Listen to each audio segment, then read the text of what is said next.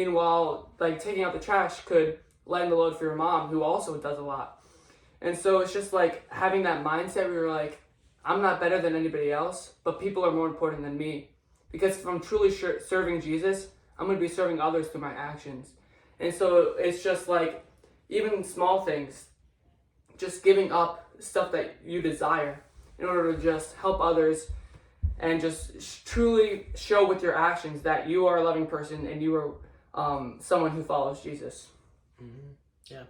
I mean, this idea of I deserve anything runs directly contrary to what Christ tells us, right? Like what we deserve is death, hell, and destruction, but we are saved from that, and it's the same principle of not boasting of things that aren't yours.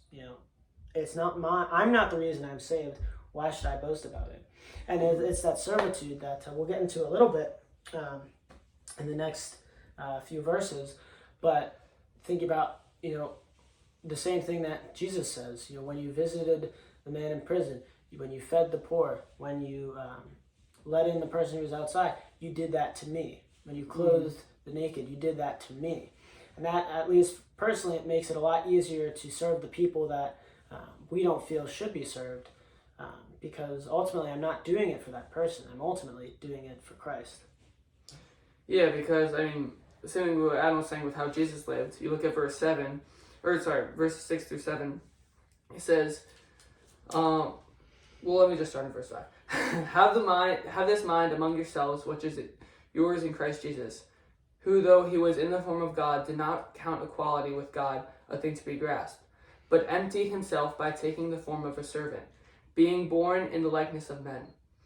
And so, even though Jesus was God in the flesh, he didn't account himself better than anybody else. He was a servant. He dedicated his life to serving others. His entire life was just spent going around performing miracles for others rather than pursuing his own desires.